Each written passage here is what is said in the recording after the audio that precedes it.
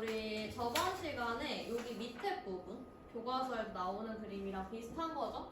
초기 국가, 연맹왕국에서 이제 중앙집권 국가로 가는 부분을 이야기를 했었는데 기출 문제 선생님이 가져와서 요거 한번 먼저 보고 시작을 해보도록 할게요. 자, 우리 여기 보게 되면은요. 자, 다음 국가 운영 체제의 단계에서 볼 수 있는 모습으로 옳은 것을 모두 고르시오라고 해서 요 그림이 등장을 했어요. 근데 여기에서 우리 키워드로 뭐 찾아야 될 것 같아요, 얘들아? 뭐 찾아야 되냐면 왕이 있는데 지금 피라미드 형태예요, 그죠? 피라미드 형태고 왕 아래에 관리라고 해서 키워드, 뭐라고 키워드 줬냐면 귀족이라고 적어줬어요. 그래서 여기서 너희들이 문제를 보고 아, 귀족으로 편입됐다라는 힌트를 줬구나 1초 만에 하고 선지로 넘어가셔야 됩니다. 그래서 선지 보게 되면 왕이 중요한 일을 각 부의 대표들과 협의해서 결정했다. 관등제가 마련되고 지방행정 조직, 율령 반포에서 각 부의 지역적 특성 등등등등 해가지고 정확하게 이게 무슨 문제냐면 연맹왕국에서 중앙집권 국가로 넘어갔을 때의 특징을 고르시오라고 나왔어요. 그래서 어떤 식으로 봐줘야 되냐면 이 기출문제 보면서 보게 되면 위에 똑같은 말들이 나올 거거든요. 그래서 비교해 주시면서 보고 쌤이랑 같이 마지막에 문제 한번 풀어보도록 할 건데 쌤 생각에 여기에서 한 문제 출제될 것 같습니다. 여기서 한 문제 나올 것 같아서 집중해서 한번 보고 가도록 할게요. 자, 초기 국가는 연맹왕국 형태예요. 대표적인 나라 어디 있죠? 대표적인 나라 부여 같은 나라 있었죠. 부여 같은 나라 있었습니다. 부여에는 왕권이 낮았어요. 복습입니다. 왕권이 왜 낮았죠?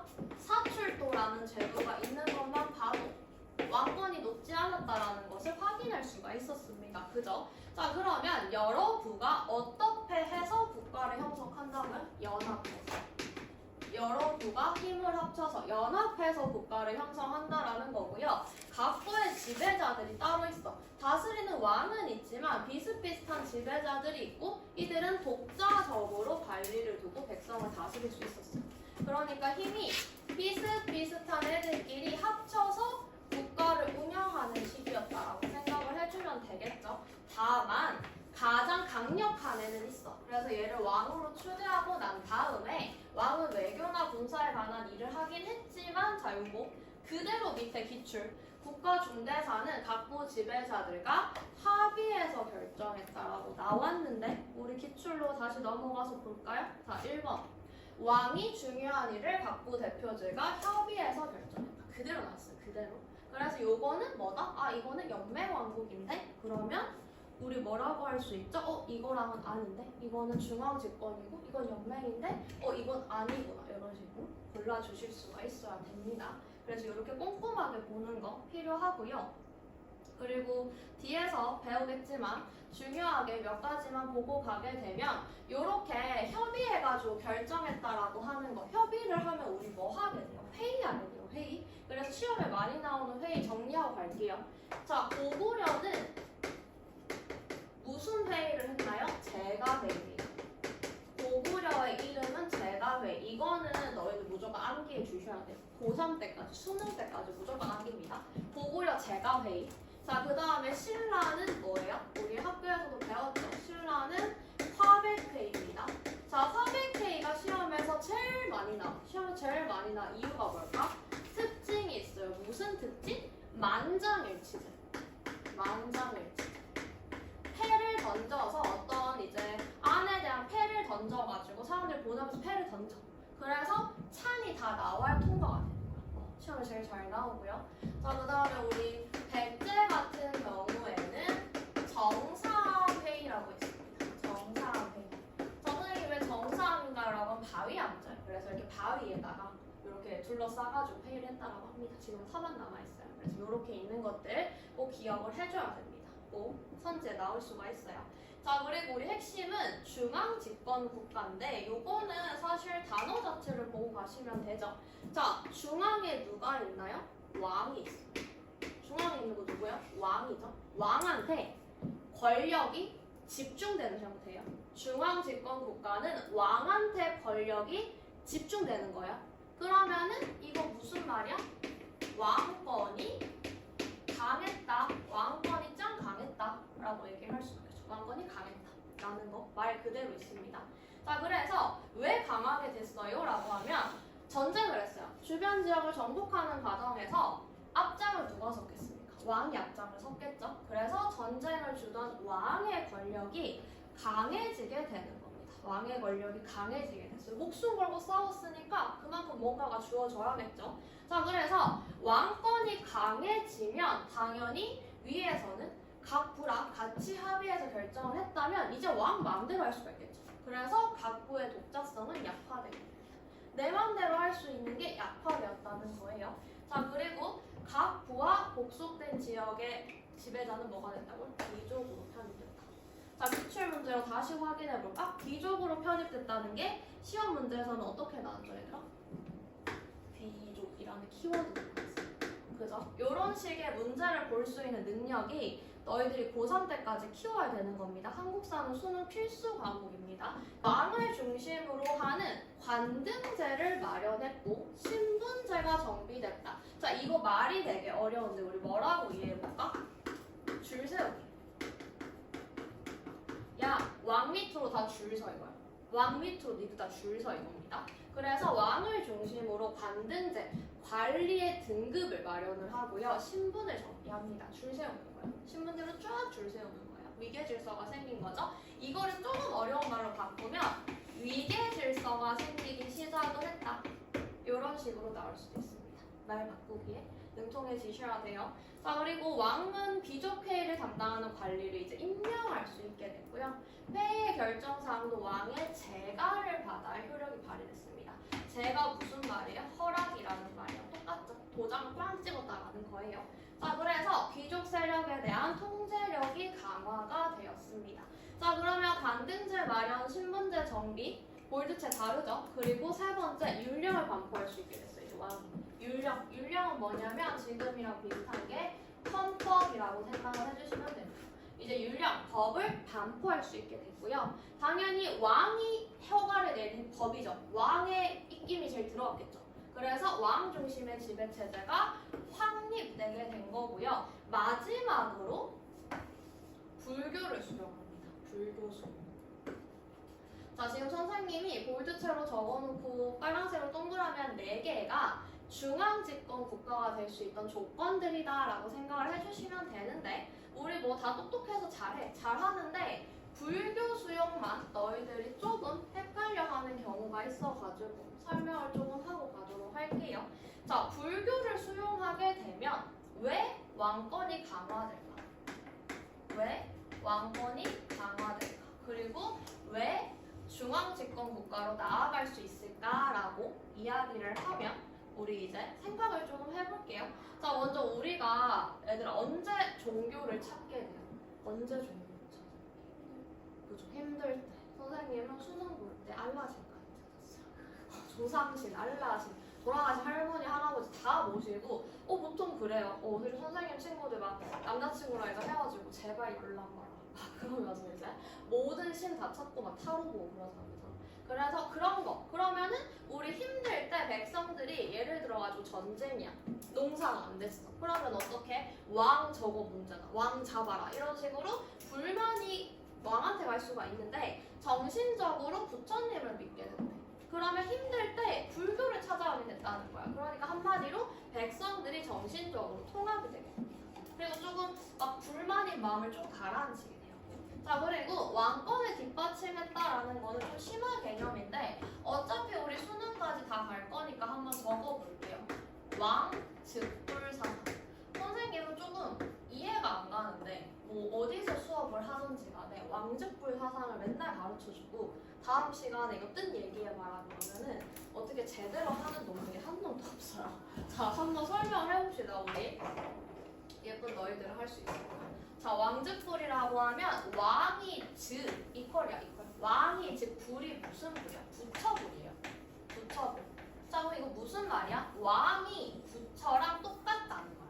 왕이 부처랑 똑같다. 이게 무슨 말이냐면 예를 들어서 우리 마음에 안 들면 왕을 바꿀 수가 있어요. 반란 일으킬 수 있고 반정 일으킬 수 있습니다. 근데 만약에 예를 들어서 왕이 야 알고 보니까 얘들아 나는 너희들과 달라. 나는 부처님의 피를 이어받은 사람이야 라고 주기적으로 계속 이야기를 해주는 겁니다. 그리고 예를 들어서 왕비를 책봉할 때 마야라고 이름을 주는 거야. 마야가 누구냐면 부처님 엄마 이름이에요.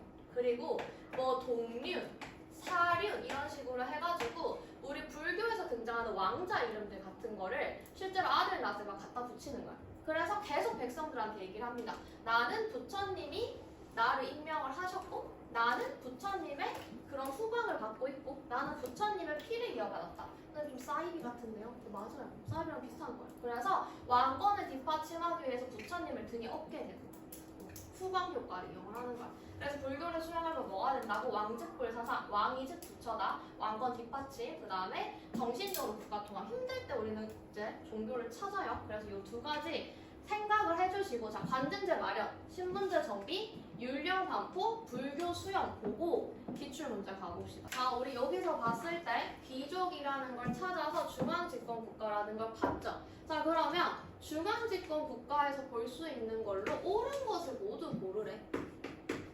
중앙집권 국가로 봤을 때 옳은 것을 고르래. 자, 왕이 중요한 일을 각부의 대표들과 협의해서 결정하나요? 아니에요. 자, 관등제가 마련되고 관리의 위계를 나타내 공복이 제정된다요. 관등제, 공복 제정 그대로 나왔습니다. 맞죠? 자, 그 다음에 지방행정조직이 정비되고 주요 지역에 지방관이 파견되었다. 살짝 모르겠어, 세모. 자, 율령을 반포해서 성문법적, 성문법이 뭐냐면 문자로 이뤘다는 거야. 글로 적었다는 겁니다. 그래서 뭐 우리 뭐 영어 성문법 어쩌고 나오잖아. 그런 것처럼 율령을 반포하고 성문법적 통치 기반을 마련했다. 맞죠?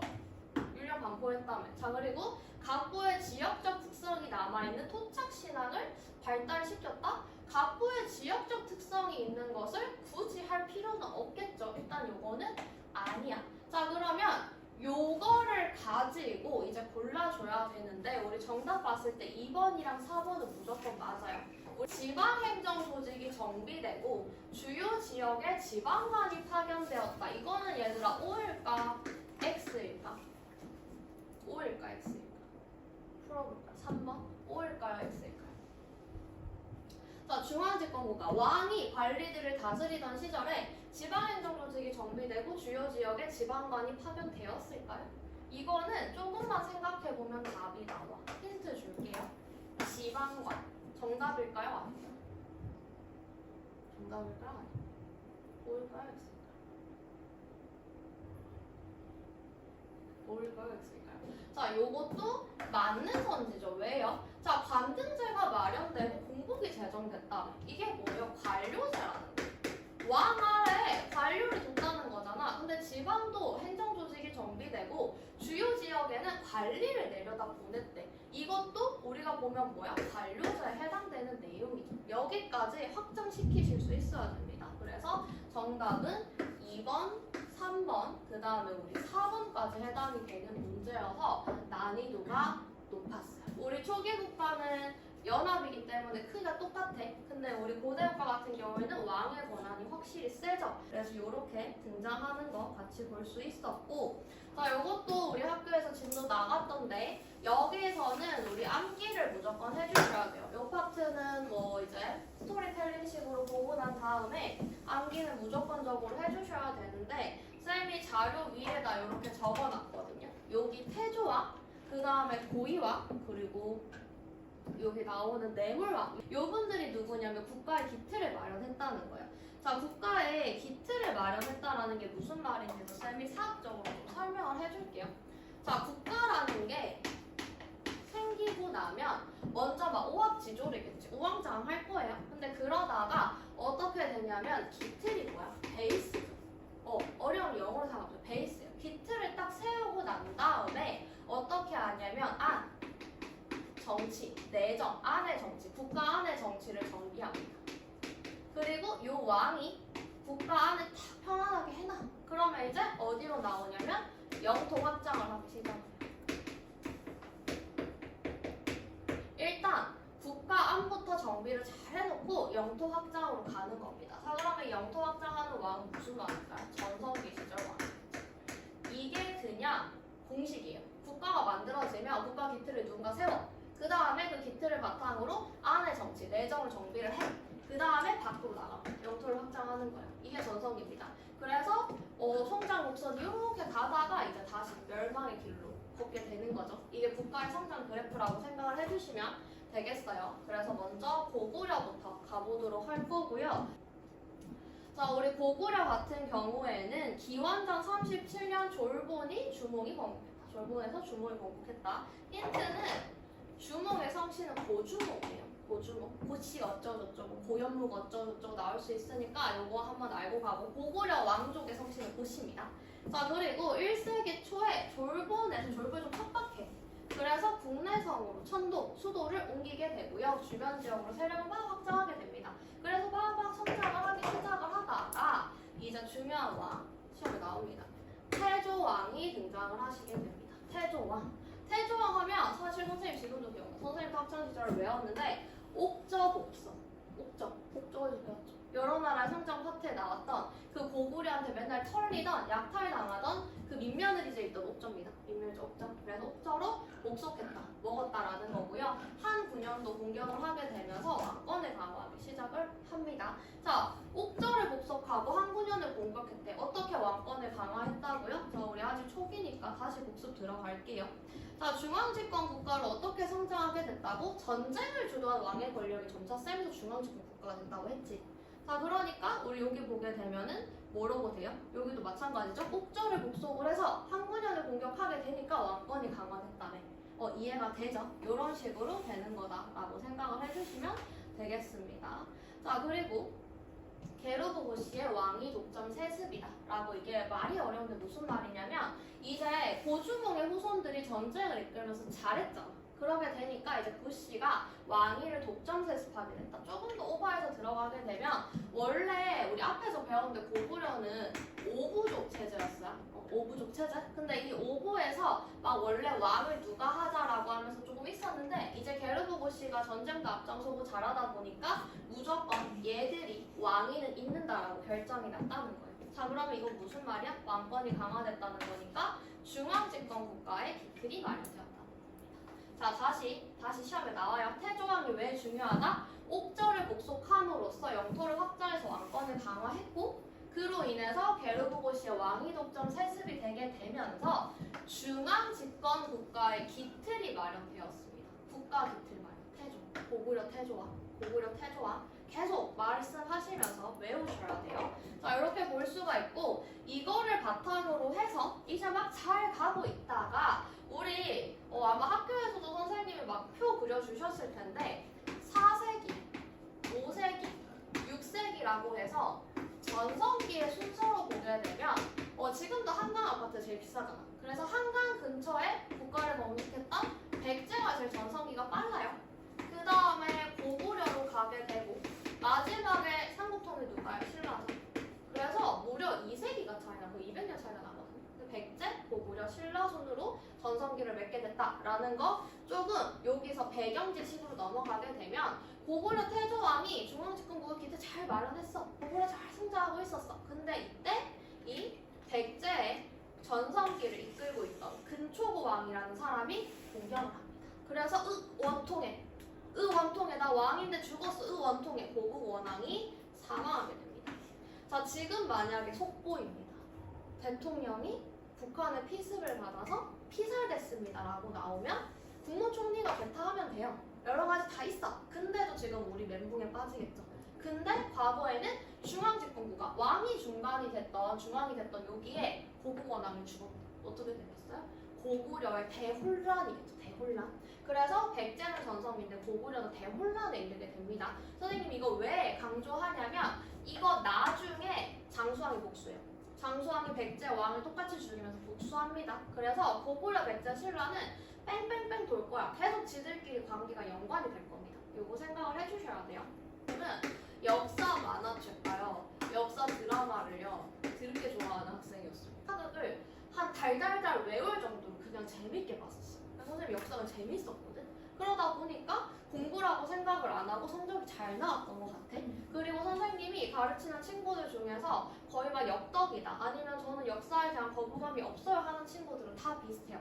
근데 지금 너희들이 만화책이나 드라마를 볼 수 없잖아. 그죠? 그럼 지금 어떻게 해야 된다? 그냥 스토리텔링이라고 생각을 하고 즐겁게 들으세요. 그리고 그러니까 최대한 암기를 해야 된다. 이거는 어려운 역사다라는 거를 좀 우리 어차피 하루에 쇼츠 다 보잖아.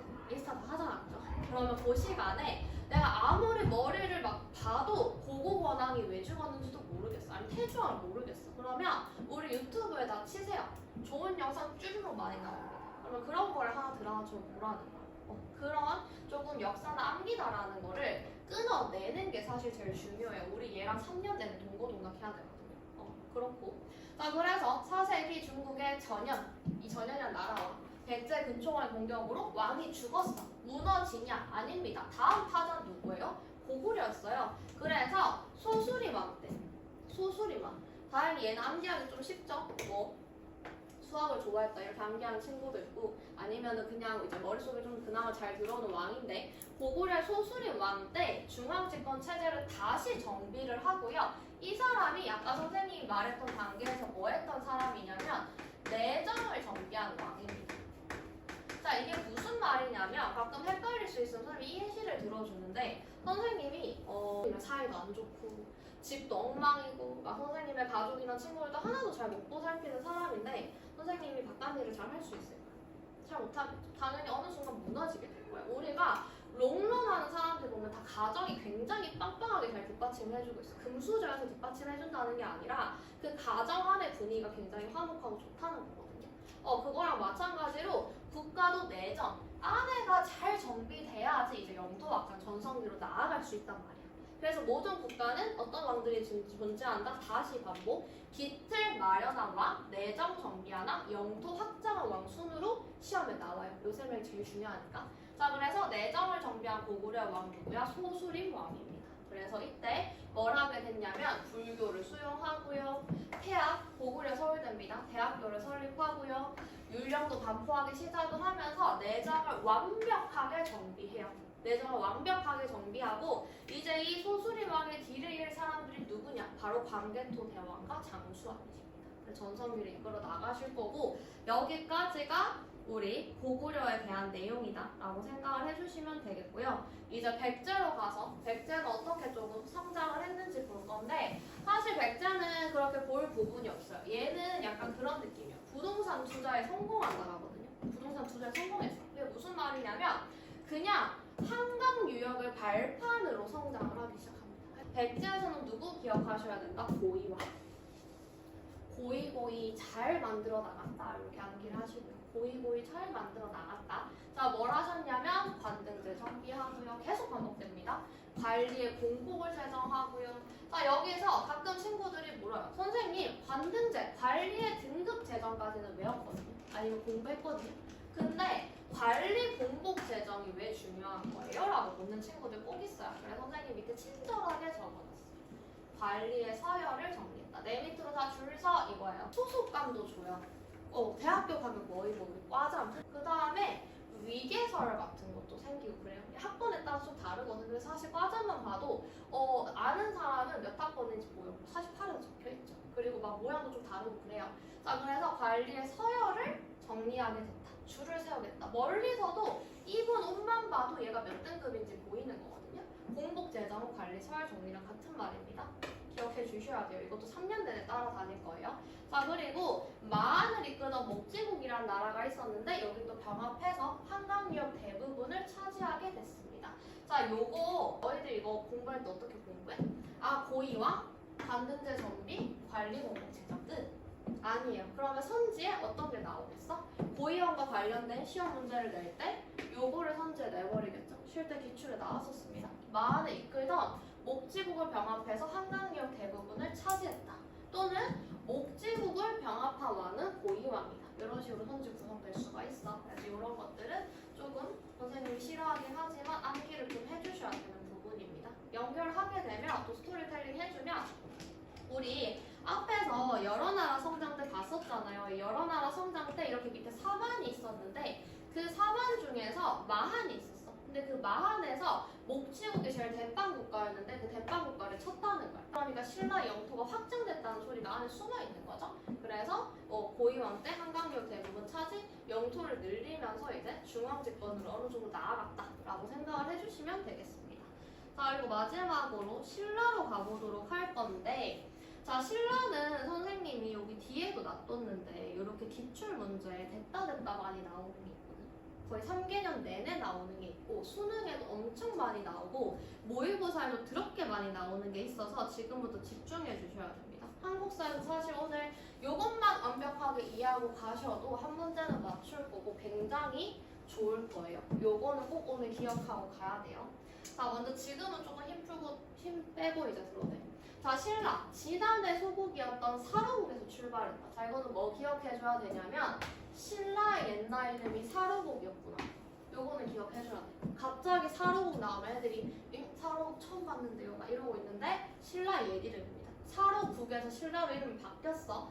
자, 그리고 뭐 박역거세 신라 건국했다 많이 들으셨을 거고. 자, 두 번째 너희들 많이 틀리는 거 박석김 삼성이 교대로 왕이 올랐다. 박석김 박씨와 석씨와 김씨가 왔다 갔다 하면서 왕위에 올랐었어. 그러다가 마지막에 김씨로 고정이 됩니다. 자, 그리고 시험에 나오는 거 4세기 말 뇌물왕 때 암기하는 팁 좀 더 나갈 거예요. 뇌물왕 때 왕권이 강화돼가지고요. 이때부터 김씨가 왕위 세습하기 시작을 했어. 근데 뇌물왕이 우리 선생님도 알아. 이 뇌짠 거. 근데 이 뇌물왕이 뇌물을 줬다. 무슨 말인지 잘 들어봅시다. 뇌물왕이 뇌물을 줬다. 무슨 말인지 잘 들어볼게. 자, 왕의 칭호를 마립간에 사용을 했대. 이때까지 뇌물 마립간인데 이건 여기 밑에서 배울 거고. 어쨌든 여기서 중요한 건 이거야. 선생님 시험에 계속 나온다고 이건데. 자, 이렇게 뇌물왕이 왕권도 강하고 김씨가 왕위 세습을 확립하고 왕의 칭호도 막 사용해가지고 뻥뻥뻥뻥 띄우고 있던 신라에 왜랑 가야가 쳐들어옵니다. 자, 이제 막 성장을 해. 자, 선생님이 회사를 차렸어. 회사가 이제 조금 성장하기 시작을 하는데 이때 갑자기 어떤 경쟁 세력이 막 쳐들어왔어. 그럼 선생님 잘 이겨낼 수 있어. 좀 흔들릴 수 있겠죠. 아직까지 이제 막 성장을 하고 있는데 경쟁 세력이 막 생겨 힘들 수가 있어. 자, 그런 상황에 왜랑 가야가 합쳐서 침입했대. 이게 무슨 말이야? 신라의 대위기였던 거죠. 근데 신라가 생각을 했을 때 이제 막 난 성장을 하고 있는데 얘들 다 물리칠 수 없어. 그래서 누구한테 도움을 요청해요? 고구려의 광개토대왕한테 도움을 요청합니다. 자, 신라의 뇌물왕이요 광개토대왕한테 뇌물을 줬다. 이렇게 암기하세요. 신라의 뇌물왕이 광개토대왕한테 뇌물을 줬다. 이렇게 암기하십시오. 자, 이게 무슨 말이냐면 고구려 광개토대왕한테 헬프미 도와줘라고 얘기를 한 거야. 자, 근데 세상에 공짜가 있습니까? 없습니다. 세상에 공짜는 없어요. 가족 말고 공짜가 없어. 자, 그러다 보니까 자, 고구려 광개토대왕의 도움을 받으면서 어떤 게 오게 된다? 고구려의 간섭, 내정 간섭이 시작되게 됩니다. 자, 이 내정 간섭과 또는 빨간색 적을게요. 신라와 고구려의 관계를 알 수 있는 유물이 하나가 나오는데 바로 호우명 그릇입니다. 호우명 그릇. 자, 신라와 고구려의 관계를 알 수 있는 고구려의 간섭, 내정 간섭, 신라에 대한 내정 간섭을 알 수 있는 그릇이 나오게 되는데요. 호우명 그릇입니다. 자, 중요. 자, 왜 호우명 그릇이라면 요렇게 생긴 신라에 엄청 큰 무덤이 있어. 이게 호우총이거든요. 근데 이 호우총이라는 무덤에서 이따만한 그릇 하나가 나온 거야. 그래서 이거 호우명 그릇이다라고 얘기를 하는데 뒷페이지로 넘어가서 어떻게 시험에 나왔는지 보도록 하겠습니다. 실제로 나왔던 기출 문제인데요. 3점짜리 문제였고요. 자, 밑줄 친 왕에 대한 설명으로 옳은 것을 고르래. 자, 그럼 너희들이 문제를 보는 순간 무슨 왕인지 알아야겠다. 그지? 기출 문제입니다. 신라 왕이 사신을 보내어 아뢰었다. 왜? 일본인이 그 국경에 가득 차 성과 해자 이렇게 물길로 해가지고 보호하던 거예요. 성과 해자를 부수었습니다. 한마디로 신라에 일본이 쳐들어왔다는 소리죠. 이에 귀에서 구원을 요청합니다. 도와주세요. 왕이 보병과 기병 도합 5만 명을 보내서 신라를 구원하겠다. 자, 그러면 이 왕 그리고 도와준 이 5만 명이 누구야? 고구려 군사였다는 거야. 광개토대왕인 거지. 이 왕 누구야? 이 왕은 광개토대왕. 이 왕은 그럼 누구야? 신라왕이잖아. 그죠? 신라왕 누구야? 신라왕 뇌물을 줬다. 뇌물왕. 암기하라고 했죠. 뇌물왕. 뇌물을 줬다. 뇌물왕이라고 암기하라고 했어요. 자, 그래서 이 왕이 이제 그 뒤를 급히 추격해서 임나가라에 뭐 종발성에는 성공 항복했다라고 얘기하는데 하나 더 힌트를 줬다. 광개토 대왕 등기에 있습니다. 자 그러면 결국 이거는 무슨 문제였어? 뇌물왕. 신라의 뇌물왕에 대한 설명으로 옳은 것을 고르는 문제였습니다. 그죠? 그러면 1, 2, 3, 4, 5번 중에서 봐야 되는데 자, 조금 전에 봤던 거 정답 몇 번이에요? 뇌물왕이 뭘 했다고요? 김씨왕의 세습을 한 겁니다. 이렇게 시험에 나왔다는 겁니다. 근데 사실 이것도 선생님 입장에서 봤을 때는 난이도 높은 문제야. 보통 이렇게 안 나와. 어떻게 나오냐면 그냥 이 사료를 통해서 알 수 있는 사실을 고르시오. 또는 호우면 그림을 줘놓고서 알 수 있는 사실을 고르시오 라고 나와서 신라와 고구려의 관계성을 알 수 있는 거다 이런 식으로 나오고 끝이야. 또는 고구려가 신라의 내정 간섭을 했음을 알 수 있다 이 정도의 문제가 나오거든요. 근데 이 정도로 나왔어. 1차 뇌물왕이라는 거 알아야 되고 뇌물왕의 업적을 너희들이 다 알아야 풀 수 있는 문제였어. 그러면 다시 요 호우면 글을 볼 건데 요거 선생님이 너희 교과서에 있는 거 그대로 가지고 왔는데 자 뭔가 기시감이 들지 않나요? 우리 뭔가 봤던 거 같지 않아요? 똑같이 나왔어. 요거 똑같이 시험 문제 나왔어요. 그죠? 똑같이 나왔어요. 이렇게 볼 수가 있는 내용이었습니다. 자, 내용들 다 봤고요. 매우 중요하다고 했고 이게 호우면 그릇인데 호우면 그릇 밑바닥 자, 요거에 대해서 설명을 해주고 넘어가 보면 자, 신라에 요렇게 생긴 무덤을 막 가서 발굴을 했어. 그러니까 엄청 큰 청동 그릇이 나온 거야. 근데 청동 그릇을 딱 뒤집어 봤더니 엉덩이 부분에 뭐가 적혀 있었냐면 국방상 광개토지요 어쩌고저쩌고. 그러니까 신라의 무덤에서 이 크기로 봐서 신라 왕릉인 것 같아. 누구 왕인지 모르겠는데. 근데 신라 왕의 무덤, 신라 높은 사람의 무덤에서 광개토 대왕 이름이 적힌 그릇이 나왔다는 거야. 그러니까 너희들 왕의 무덤에다가 엄청 저렴한 그릇 넣어. 아니죠. 비싸고 값비싼 거 넣을 거 아니에요. 근데 비싸고 값비싼 걸 넣었는데 광개토 대왕 이름이 있었대. 자, 이거는 무슨 말이야? 아, 신라랑 고구려 간에 어떤 관계성이 있었구나. 근데 이런 역사적 사실 기록을 덧대서 봤을 때는 아, 이 상황에서 뇌물왕의 도움을 요청을 광개토 대왕이 들어준 이후에 도와줬잖아요. 신라에 물리친 신라에 쳐들어온 외란 가야군 내쫓아줬죠. 그렇게 되면서 이제 고구려에 신라에 대한 영향력, 내정 간섭이 강화되게 되었고 그만큼 고구려 힘이 셌으니까 고구려 광개토 대왕 이름이 적힌 그릇이 굉장히 귀하다라고 여겨졌고 그 국력만큼 그래서 이 왕릉 안에도 들어가게 됐구나라는 걸 알 수가 있는 겁니다. 그래서 호우면 그릇, 그 다음 옆에 기록을 가지고 이런 식의 문제가 나왔어요. 근데 보통 이 정도까지 안 나오기 때문에 난이도 높다라는 거 생각을 해주셔야 되고요. 그리고 하나 더 문제 푸는 팁 알려주게 되면 이런 거 문제 풀고 아싸 뇌물왕 3번 하고 넘어가지 마세요. 넘어가지 마세요. 그냥 만약에 봤는데 뭐 다 알면 넘어가도 돼. 근데 나라 이름을 신라로 정하고 국왕칭호를 사용했다가 누구지 싶을 수 있잖아. 누구지 싶을 수 있잖아. 그러면 이런 거 찾아보라고. 누구지? 찾아보라고. 지증왕이에요. 누구지? 찾아보라고요.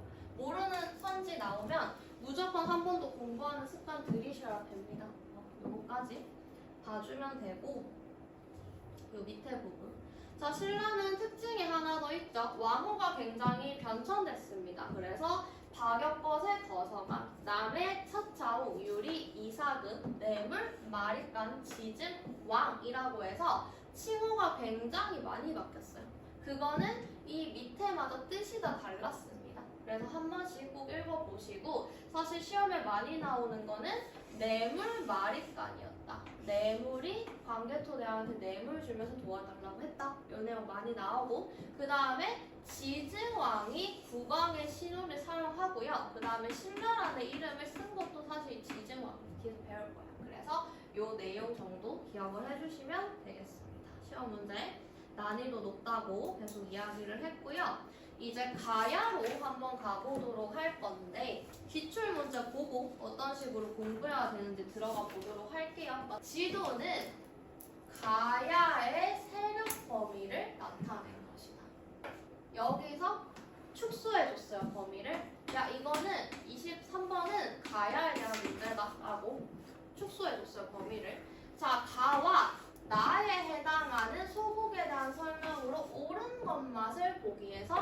있는 대로 고른 것은 있는 대로 문제. 요즘 유행이죠. 자, 이렇게 나왔어. 그러면 너희들이 무슨 생각을 해줘야 돼? 아, 가야를 공부할 때는 지도 위치도 봐줘야 돼. 지도 위치도 봐줘야 돼. 이렇게 나오는 거야. 자, 만약에 너희들이 이 문제 띡 봤는데 가야라고 줬는데 여기가 근관인지 여기가 대가야인지 여기가 근관가인지 여기가 대가인지 모르겠어. 그럼 맞출 수 있어요? 그냥 틀리는 겁니다. 찍는 거예요. 그렇기 때문에 이런 문제를 통해서 아, 가야는 지도를 봐줘야 되는 거구나 생각을 꼭 해주셔야겠고요. 그 다음에 요즘 제일 많이 나오는 있는 대로 유형이에요. 있는 대로 유형이 뭐냐면 가끔 이렇게도 나와. 기억, 리을, 뭐 미음 이런 식으로까지 해가지고 하나, 둘, 세 개까지 다 나오는 형식. 있는 대로 다 고르시오. 이거는 무슨 문제야? 찍을 수가 없어요. 완벽하게 개념을 알아야 맞추는 문제 유형이죠. 요즘 통상국사에서 유행하는 유형입니다. 가야는 엄청 유명한 연맹 왕국입니다. 가야 연맹이죠. 연맹 왕국이에요. 다 연맹 왕국. 낙동강 하류에 있던 여러 나라 성장 파트에서 기억나죠? 낙동강 하류에 있던 변환에서 발전된 국가인데요. 철기 문화를 기반으로 비슷비슷한 가야끼리 연맹을 맺어서 성장을 합니다. 근데 얘들이 두 번으로 나눠져. 정기 가야 연맹이 한 번 있고요. 후기 가야 연맹으로 이동을 하게 됩니다. 그러면 우리 기출부터 봤잖아. 아, 정기, 후기에 대한 내용이구나. 그거에 대한 내용이구나 라는 거를 우리가 아실 수가 있고, 우리 화면에서 잘 안 보이는데 지도가 있어요. 선생님 지도 좀 다르게 생겼는데요 하시면 안 됩니다. 이거를 조금 더 확대해가지고 옆에 나오는구나. 그치? 이런 식으로 지도 다 봐주셔야 되고요. 다시 가서 볼게요. 자, 그래서 보게 되면 김해, 정기는요 김해의 근간가야 중심으로. 맹주가 뭐냐면 연맹의 주인이라는 뜻이에요. 연맹의 주인. 이 김해 근간가야를 중심으로 뭉쳤다라는 겁니다. 보게 되면 여기 근간가야를 중심으로 뭉쳤다라는 거예요. 그래서 우수한 철기 문화와 낙동강이 어디야? 젖줄이죠. 아주 농사 잘 되는 비옥한 곳. 그래서 낙동강 하류 해상교통 기반으로 성장을 해서 비록 연맹왕국이었지만 나라 자체는 되게 부자였어요. 자, 그리고 정기가 연맹을 주도했다. 고구려 광개토대왕의 공격으로 쇠퇴됐다. 광개토대왕이 계속 나오는데 이게 무슨 말이에요? 라고 얘기하면 앞에서 신라의 내물왕 때 누가 쳐들어왔다고? 왜랑 가야가 쳐들어왔다라고 했죠. 이 가야가 정기가야 연맹이었던 근간가야였다는 거예요. 근데 광개토 왕이 쓸었죠. 쓰는 과정에서 쇠퇴했다는 겁니다. 쇠퇴해서 이렇게 중심지가 이동하게 돼서 어디로 가게 됐냐면 대가야로 이동하게 됩니다. 고령 대가야로 이동을 하게 된 거예요. 이 스토리. 자, 그래서 후기 가야 연맹 고령 대가야로 맹주 국가가 이동하게 됩니다. 자, 하지만 중요한 건 중앙집권 국가로 성장하지 못하게 되면서요. 오래 가지 못하고 멸망을 하게 되는데, 자, 멸망시킨 거죠. 첫 번째 시험에 나오는 거 정리해 줄게요. 정기가 연맹을 누가 이끌었냐? 후기가 연맹을 누가 이끌었냐? 시험에 나올 거고. 그러면 왜 정기에서 후기로 이동하게 됐냐? 이거 두 번째. 왜 정기에서 후기로 이동하게 됐는데 왜 이동하게 됐어요? 여기다 해야겠죠. 광개토대왕의 침략으로 이동하게 되었죠. 그리고 세 번째 시험에 나오는 거 언제 멸망했는지. 자, 다시 가야에서 시험에 나오는 건 세 개가 끝이에요. 세 개가 끝. 여기서 한 문제 맞춰야 되는데 첫 번째 전기에서 후기로 이동했다. 정기 누구? 김해 근간가야. 후기 누구? 고령 대가야. 첫 번째 시험에 나오는 거. 두 번째, 야 그러면 왜 이동됐는데 세력이? 광개토대왕의 공격으로. 두 번째. 그럼 세 번째, 누가 멸망시켰는데? 세 번째입니다. 자, 신라의 버풍왕이요 근간가야를 멸망시키고요. 진흥왕이요 대가야를 멸망시킵니다. 자, 버풍왕은 근간가야, 진흥왕은 대가야를 멸망시켰습니다. 그래서 이렇게 암기를 해주셔야 됩니다. 암기를 해주셔야 됩니다. 자, 암기 팁 나갈게요. 선생님 어떻게 암기했냐면 법을 금했다. 법을 금지했다. 법금. 버풍왕이 근간가야를 멸망시켰다. 법을 금지했다. 법금. 이런 식으로 선생님은 암기를 했고요. 자, 그 다음에 우리 뒤에 가게 되면은 진대법이 나올 거야. 들어봤을 거예요. 중학교 때 진대법 배웠죠. 진대법. 그래서 진흥왕이 대가를 멸망시켰다. 진대법이라고 암기를 했었습니다. 선생님은. 그래서 법을 금지했다. 진흥왕 대가야 진대법 이런 식으로 암기를 해주셔도 돼요. 편한 방식으로 하셔도 되고 어쨌든 가야에서 나오는 건 요 세 가지라는 거 정리를 하고 자 우리 백제는 한강 주변에서 성장을 했기 때문에 4세기로 전성기가 굉장히 빨랐어요. 4세기 후반으로. 그래서 근초고왕 같은 경우에는 어떤 걸 하게 됐냐면 부자, 아버지와 아들의 상속을 확립하게 됩니다. 자 선생님 뭐 아버지에서 아들로 가는 거 당연한 거 아니에요? 라고 할 수 있는데 원래는 형제 상속이었어요. 원래는 형제끼리 받는 거에서 조금 더 왕권이 강화되게 되면 부자 상속으로 가게 되거든요. 이게 무슨 말이냐면 왕이 있었어. 근데 그 밑에 형제들이 뭐 4명이라고 해봅시다. 요렇게 있으면 또 밑에 자식들이 이런 식으로 2명씩만 있다 해도 뻗을 건데 형제로 계속 상속이 되게 되면 가로로 확장이 되죠. 왕권이 점점점 분산된단 말이야. 근데 이 중에서 부자 상속으로 바뀐대. 그러면 여기에서 여기로 이어지는 거죠. 그 다음에 여기 자식으로 이어지게 되니까 훨씬 왕권이 좁혀지게 되죠. 그래서 부자 상속이 왕권 강화라고 생각을 해주시면 되고 근초고왕 때 되면은 이제 마한을 남김없이 정복하게 됐고요. 그 다음에 아까 나왔죠. 원통의 고구 원앙을 전사시킵니다. 그래서 고구려를 굉장히 물리쳐서 이 윗부분 평양을 공격해서 황해 부분을 지금 북한 땅이죠. 차지하게 됩니다. 그래서 근초고왕이 뭐하나? 고구원왕 정사시켰다라고 생각을 해주면 되고 이 근초고왕 같은 경우에는 두 가지를 다 잘했습니다. 영토 확장과 플러스 외교를 굉장히 잘했던 왕이에요. 그래서 보게 되면 어떤 식으로 하게 됐냐. 중국 남조의 동진과 국교를 체결했다. 요서지역 진출했다. 일본의 규슈 지방과 교류했다라고 하는데 이러한 교류 부분에서 시험에 많이 나오는 문화유산이 있으니 칠지도입니다. 칠지도가 무슨 뜻이냐면 7, 지, 가지, 진 7개의 가지가 있는 칼이라는 뜻인데요. 시험 자료로 굉장히 많이 나옵니다. 요 친구예요. 쌤이 별표 해놨는데요. 칠지도라고 해서 일본에서 발견된 백제 근초고왕 때로 추정되는 유물입니다. 보게 되면 하나, 둘, 셋, 넷, 다섯, 여섯, 일곱이라고 해서 총 7개의 가지가 있는데 자 얘들아 요거를 가지고 사람을 찌르면 더 잘 죽일 수 있을까요? 요거는 무슨 용일까? 장신용. 요거는 선물용 칼이라고 생각을 하면 한마디로 백제가 야 우리나라 이만큼 훌륭한 칼 만들 수 있다라고 자랑하면서 또는 엄청 힘들게 만들었겠죠. 최첨단이니까. 그래서 이거를 일본에 선물했다라는 거니까 뭘 할 수 있다? 백제와 외의 활발한 교류를 보여주는 게 칠지도입니다.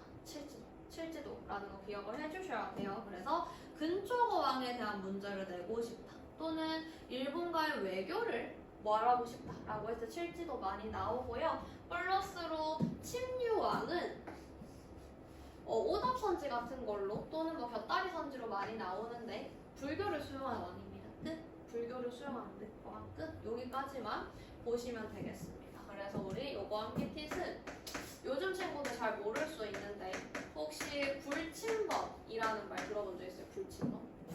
안 자고 지키는 거잖아. 그래서 이렇게 암기하세요. 불침범이라고 암기하세요. 안 자고 지키는 거. 이런 식으로 암기를 해주세요. 그래서 백제 침류왕이 불교를 가져왔더라. 이런 식으로 봐주시고요. 우리 이제 고구려로 갈 건데 고구려는 시험 문제가 안 나오면 그게 이상한 겁니다. 고구려는 시험 문제 안 나올 수가 없어요. 자 왜냐면 자 우리 고구려는요 우리 한반도의 자랑입니다.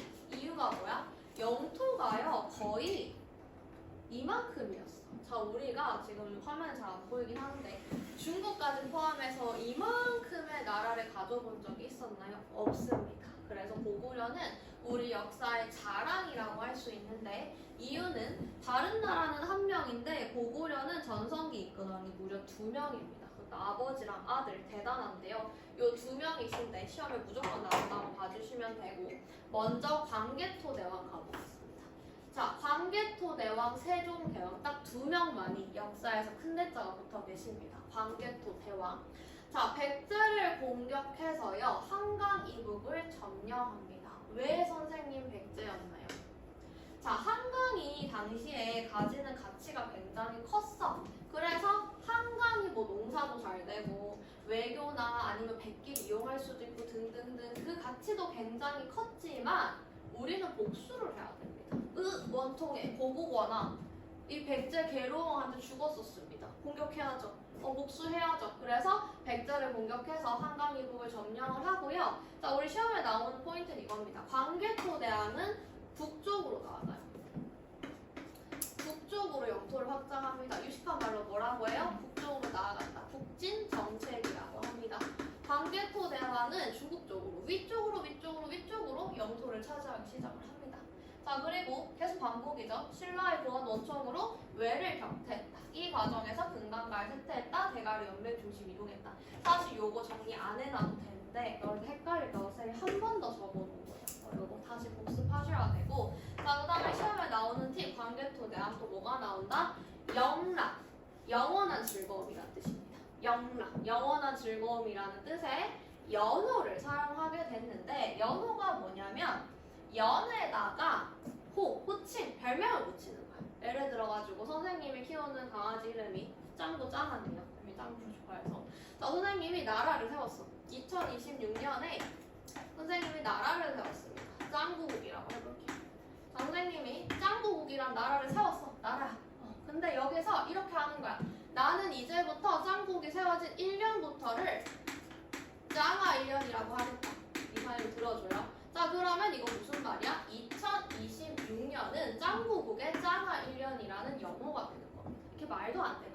근데 선생님이 이걸 했을 때 촌 싫어요 할 수가 있겠죠. 근데 선생님이 권력이 짱세. 그러면 이걸 이렇게 부를 수가 있겠죠. 한마디로 그래서 연어를 사용할 수 있었다는 건 왕권이 강했다는 거예요. 선생님은 비실비실하면 선생님이 짱아 1년으로 하겠다 그러면 꺼져라 이러겠죠. 근데 선생님 좀 세면은 이게 될 거 아니야. 그래가지고 왕권이 강했다라는 것도 뒷받침을 하는 거고요. 그 다음에 광개토대왕 눈비. 자, 광개토대왕이 생전에 잘했던 일, 그 다음에 주몽의 건국신화, 그 다음에 고구려 사람들이 무덤을 관리했던 그런 내용들이 담긴 비석인데 자, 요거는 왜 별표냐면 애들이 광개토대왕입니다. 광개토대왕 이름 딱 들어가 있잖아. 그러니까 다 뭐라고 착각하냐면 광개토대왕 시절에 만들어진 거다. 삐 아니에요. 자, 누가 세웠어요? 장수왕이 세웠습니다. 아들인 장수왕이 우리 아빠가 너무 자랑스러웠던 거야. 그래서 우리 아빠 짱이라고 하면서 광개토대왕 른비를 짱 크게 세워준 겁니다. 그래서 광개토대왕 른비는 광개토대왕에 대한 내용이지만 아들인 장수왕이 세운 거예요. 꼭 기억을 해주셔야 됩니다. 그리고 자주의식을 표현했다라고 하는데 엄청 큰 비석에다가 광개토대왕에 대한 자랑을 이만큼 해서 지금은 중국 땅이지만 거기에 딱 세워놨어. 근데 이거 뭐야? 우리의 주인의식을 표현한 거잖아. 그죠? 이렇게 생각을 해주시면 되겠습니다. 자, 그 다음에 우리 요 두 개가 또 비교해서 시험에 많이 나오는데 장수왕으로 가볼게요. 장수왕은 실제로 또 90살 가까이 살았어. 그래서 장수왕입니다. 당시에 굉장히 오래 살았죠. 한 고구려는 45세 정도가 평균 수명이었는데 진짜 장수왕. 그래서 보게 되면 자, 장수왕은 평양으로 천도를 했어요. 평양 천도. 자, 평양 천도는 일단 들어줘요. 쌤이 지도 보면서 한 번 더 설명을 해줄게. 자, 국내성에서 평양으로 수도를 옮겼고 비교돼서 시험에 많이 나오는 건 이거야. 장수왕은 남진 정책입니다. 남진 정책. 아래로 내려가는 정책. 자, 이제 뭐라고요? 신라랑 백제를 노리겠다는 거죠. 고구려에서 밑으로 내려가면 신라, 가야, 고구려가 신라, 가야, 백제밖에 없어. 밑을 노리겠다는 겁니다. 자, 근데 여기에서 야 큰일 났어. 고구려가 밑으로 내려온대라고 하면 우리 쪼랩들 누구누구 뭉쳐야 돼요? 낮의 동맹. 신라와 백제가 동맹을 했습니다. 더 약한 나라끼리 그래도 합쳐야지. 그래서 낮의 동맹으로 대항하게 되고요. 자, 장수왕은 드디어 모든 복수에 막을 내립니다. 자, 근초고왕 니들이 우리 고국원왕을 죽였지? 라고 하면서 한성을 함락하고요. 괴로워. 고국원왕은 원통해. 백제는 괴로워. 라고 해서 괴로왕을 전사시킵니다. 완벽한 복수에 성공한 거죠. 완벽한 복수에 성공을 한 겁니다. 괴로왕이 전사를 했고요. 자, 그리고 이로써 자, 북으로 영토를 넓히고 남으로 영토를 넓혀서 한강까지 차지를 했어요. 이제 동북아시아의 강대국으로 완벽하게 성장을 하게 되면서 고구려의 완벽한 전성기라고 생각을 해주시면 됩니다. 언제? 5세기 생각을 해주셔야 되고요.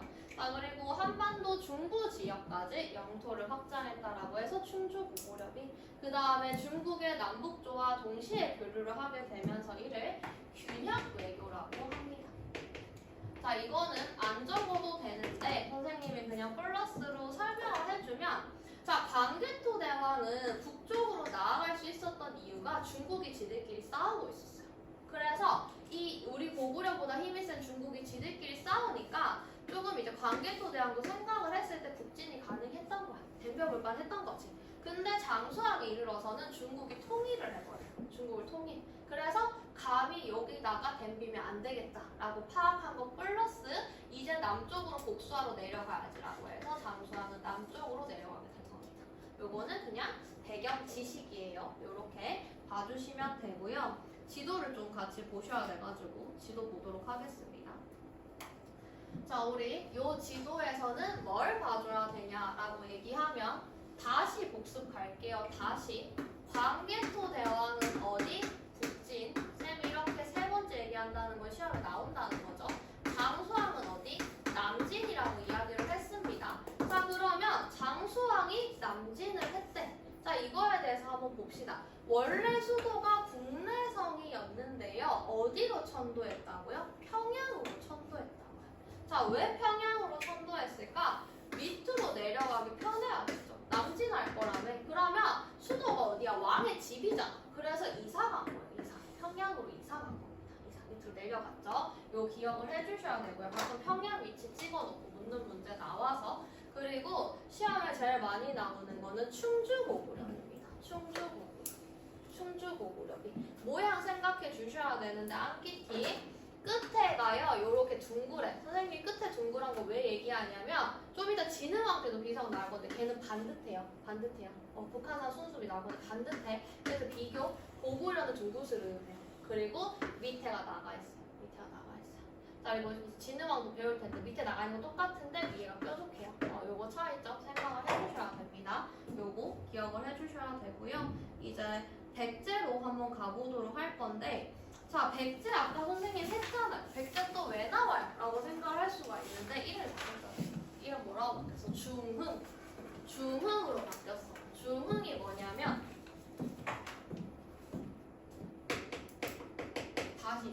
다시 좀 흥하기 위해서 다시 노력했다는 거야. 자, 백제가 어떻게 됐어요? 라고 하면서 누가 죽었어? 괴로왕이 죽었죠.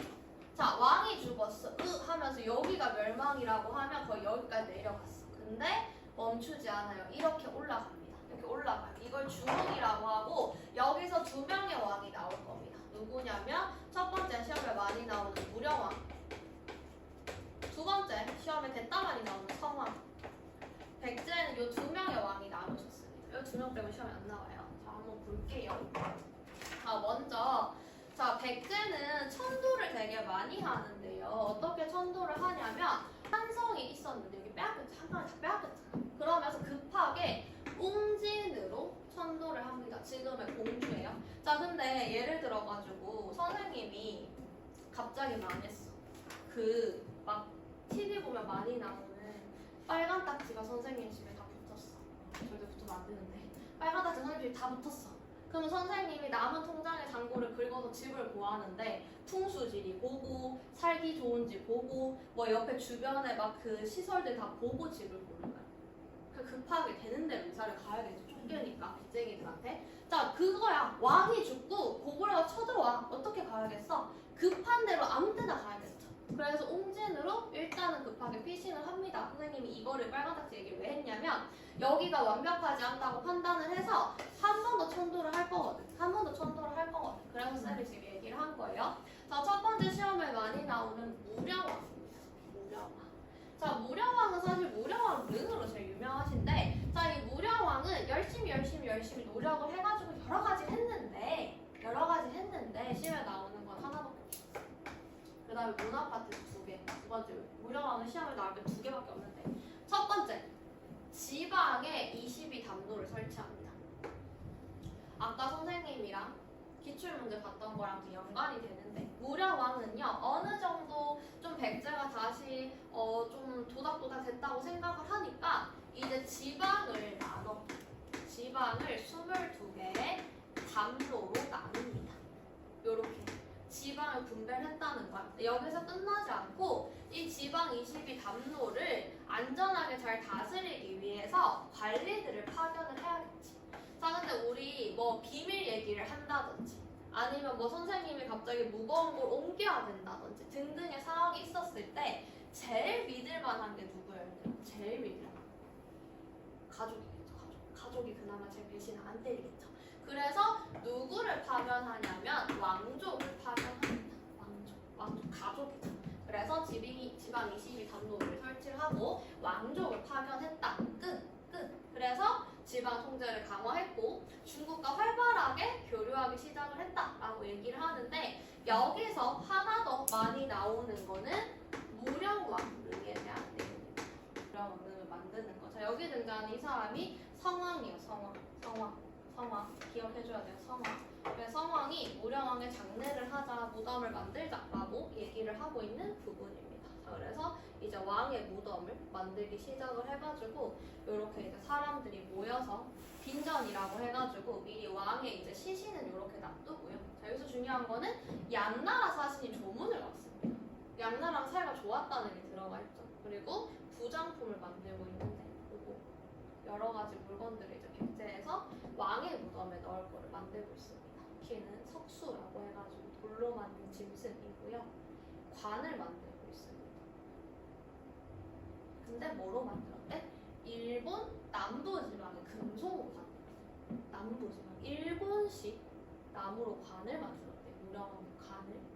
그리고 벽돌을 만들고 있습니다. 벽돌.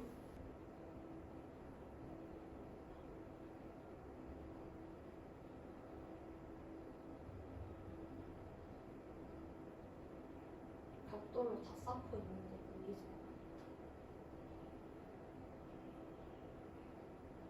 양나라 무덤 양식인 벽돌 무덤. 그리고 이제 묘지석이라고 해서 우리도 지금 무덤 가면 비석 있잖아요. 그것처럼 이렇게 쓰고 있습니다. 신하가 글로 쓰고 이거를 돌에다 새길 거예요. 돌에다 새겨서 이렇게 무덤 앞에 놔두고 이 무덤을 잘 지켜라라고 하면서 이 석수를 앞에다 딱 놔뒀죠. 일본 소나무로 만든 관, 중국 양나라의 벽돌실 무덤이라고 해서 이렇게 딱 이제 만들어졌고요.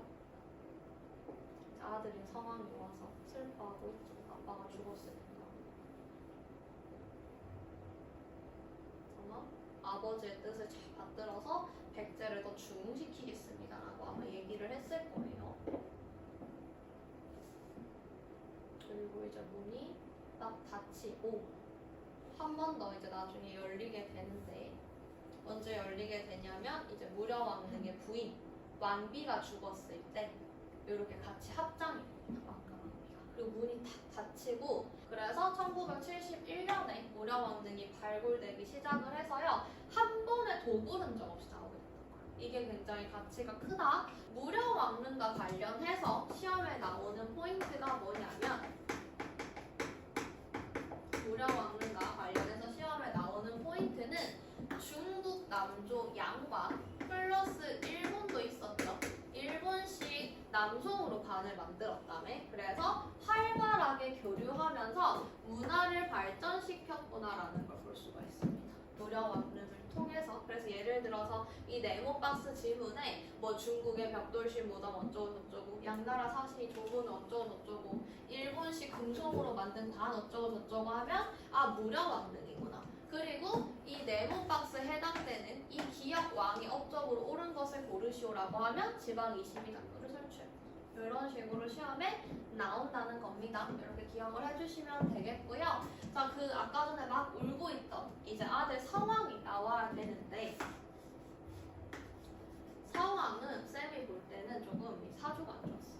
사주가 안 좋았어. 무슨 말이냐면 살았던 내내는 진짜 노력을 많이 했는데 말년이 너무 안 좋습니다. 진짜. 그래서 약간 상황은 너무 불쌍해. 선생님이 이제 약간 제일 불쌍해하는 역사 속 왕 중에 한 명인데 합의로 수도를 옮깁니다. 그리고 야 새롭게 해보자. 자 우리 예를 들어가지고 선생님 뭐 지인 중에서도 그런 사람인데 일이 너무 아프고 뭘 해도 안 돼. 그래서 걔가 뭘 했냐면 개명했어요. 개명했어. 실제 연예인들 중에 그런 경우 많잖아. 그것처럼 이제 새 마음으로 하자라고 하면서 나라를 바꿉니다. 안 보이고. 선생님 저는 항상 백제로 배웠었는데요. 그죠? 상황 다음에 다시 백제로 바뀌거든요. 어쨌든 이름도 바꾸고 수도도 바꾸고 하는 식으로 새 마음으로 선생님이 뭘 해도 안 돼. 그래서 이름도 바꾸고 이사도 가는 거야. 그런 식으로 새로운 마음으로 하게 되고 이제 상황이 어느 정도 이렇다라고 해서 누구랑 손을 잡게 됩니다. 누구냐면 신라의 진흥왕과 손을 잡아. 이상하지 않죠? 우리 나슬동맹이 항상 맺었었잖아, 그지? 그래서 백제 성왕과 신라 진흥왕이 손을 잡는데요. 손을 잡아서 성공했어. 손을 잡아 성공해서 어떻게 성공했냐면 고구려로 쳐들어가서 한강을 뺐자. 그래서 우리 어떻게 나눌 거냐면 한강 하류는 백제가 냠냠하고 한강 상류는 신라가 냠냠하자라고 약속을 해가지고 고구려를 쳐들어가서 성공했습니다. 오 됐네요. 이제 백제 중흥했고 신라도 많이 컸네요. 여기서 중요한 건 뭡니까? 진흥왕 요놈이 배신을 했습니다. 배신을 했어요. 그리고 상황도 죽여버려요. 그래서 신라의 배신으로 한강을 잠깐 찾았다가 다 뺏겨버리고요. 분하겠죠. 그래서 상황이 신라를 공격했습니다. 하지만 관산성 전투에서요. 상황이 죽게 돼요. 자 근데 이 스토리가 너무 불쌍한데 어떻게 죽게 되냐면 원래는 좀 백제가 더 이기고 있었거든. 근데 이 이기는 과정에서 이제 상황이 아들 바보였어. 그래서 이 아들이 막 이제 앞장서가지고 싸우고 있는데 아들이 조금 위급하다는 소식을 들은 거야. 그래서 우리 상황 아들 바보 어떻게 했어? 우리 아들 안 돼! 라고 하면서 매복, 숨어있던 군사들이나 그런 위험함도 있었을 텐데 그것보다 더 빨리 도와주러 가고 싶었던 거야. 이 상황이 직접 군사들을 이끌고 가다가 신라의 매복군, 숨어있던 군사들 잡혀요. 그런데 이 신라 사람들이 잔인하게 어떻게 하냐면 상황이 딱 무릎을 꿇었어. 그래서 알겠다. 나는 졌다. 근데 너희 신라에서 관직이 제일 높은 사람이 내 목을 베게 해달라.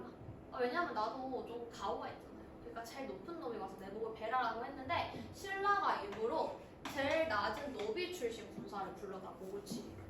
그러니까 백제 왕이 신라 노비한테 목이 잘린 거야. 여기서 끝나지 않습니다. 선생님 불쌍한 이유가 있죠. 이 상황의 목을요 가지고 가요. 신라 사람들이 가지고 가요. 그래서 백제가 계속 돌려달라고 사정하는데 절대 안 돌려주고 전해지는 바로 이하면 신라의 굶은 이름이 월성이었대. 이 월성의 다리 밑 어딘가에 상황의 머리를 묻었다고 합니다. 왜? 신라 사람들이 계속 밟으라고. 잔인하죠.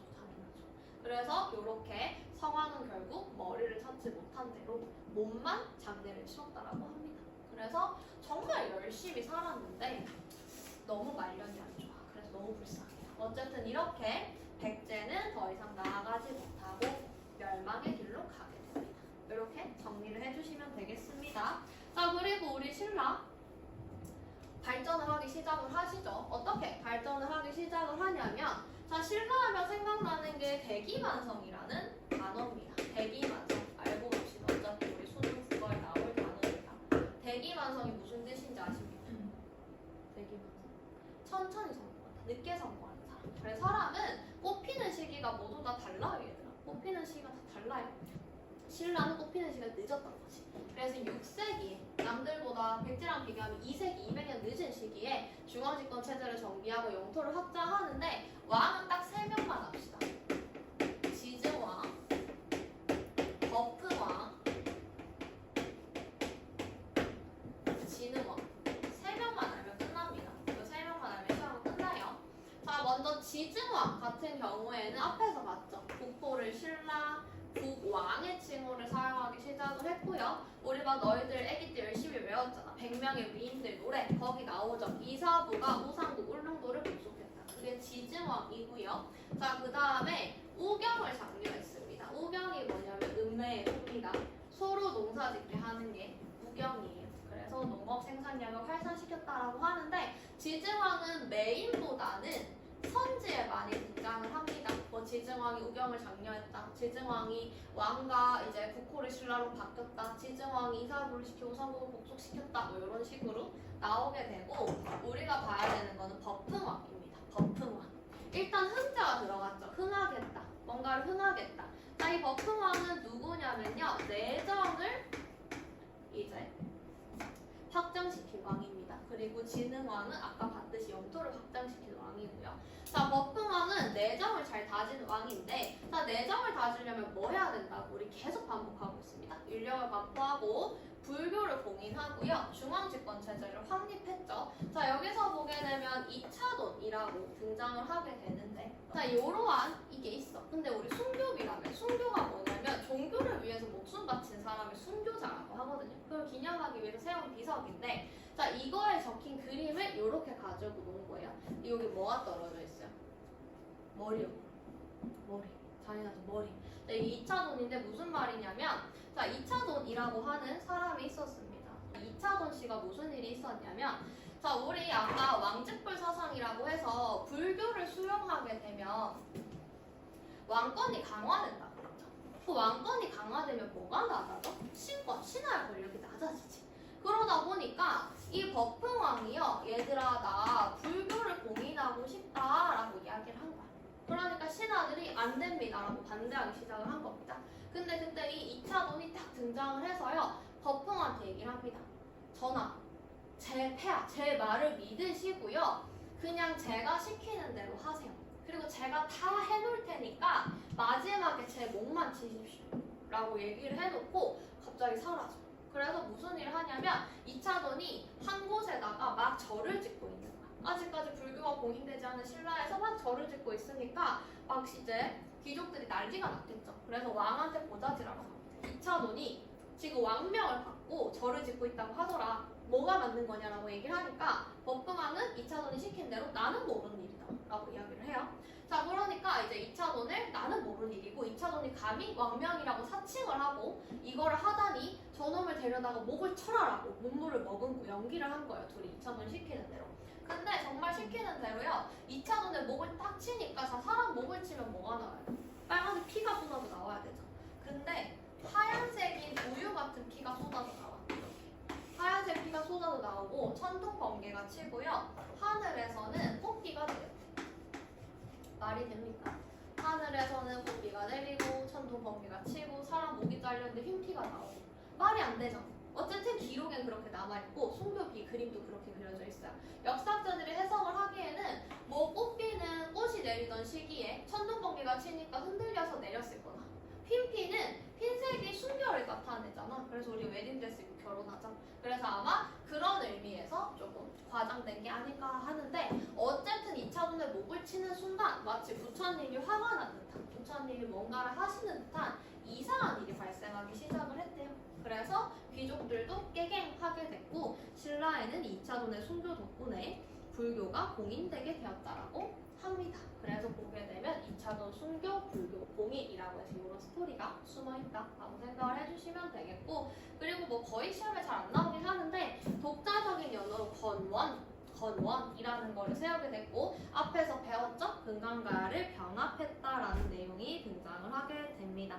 그리고 시험에 제일 많이 나오는 거는요, 이 진흥왕입니다. 진흥왕. 왜 시험에 많이 나올까요? 전성기를 이끈 왕이기 때문이겠죠. 자, 이 사람 하면 시험에 제일 많이 나오는 게 뭐냐면 사랑도를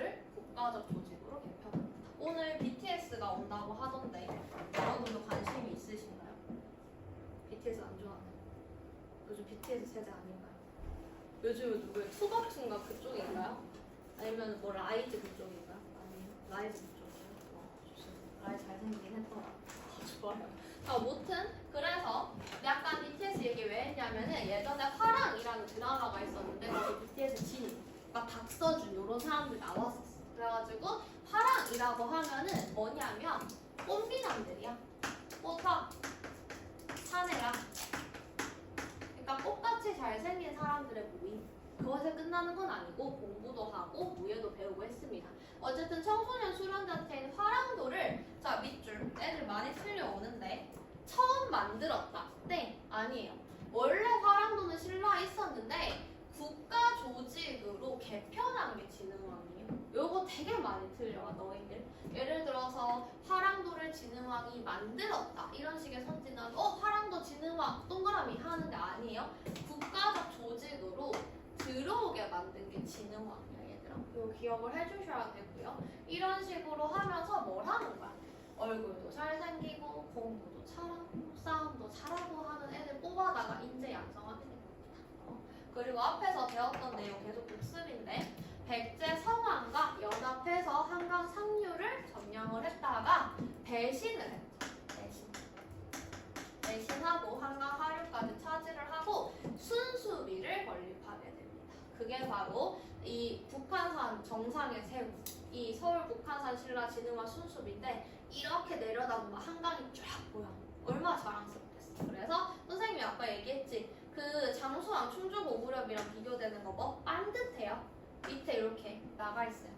이렇게 생각을 해주시면 되고 선생님이 여기 위에다가 물음표를 가져온 이유는 왜 이렇게 백제, 고구려, 신라로 연결될 만큼 한강에 집착했냐는 거죠. 왜 이렇게 한강에 집착했냐는 거죠. 지금도 뭐 한강 제시값이 비싸가지고 너희들 잘 암기해주긴 하는데 왜 이렇게 집착했어? 자, 농경이 잘 될 수가 있겠죠. 강을 끼고 있으니까 그죠? 비옥하게. 자, 두 번째 교류할 때 좋았겠죠. 강을 타고 가면 되잖아. 그죠? 강을 타고 가면 되잖아. 이러한 장점 때문에 한강은 모든 사람들이 가지고 싶어하는 곳이었습니다. 그래서 한강을 차지하는 순서가 전성기 순서랑 똑같다. 그죠? 그것도 생각을 해주셔야 되고요. 밑에 나오는 지도 꼭 복습하실 때 참고하시고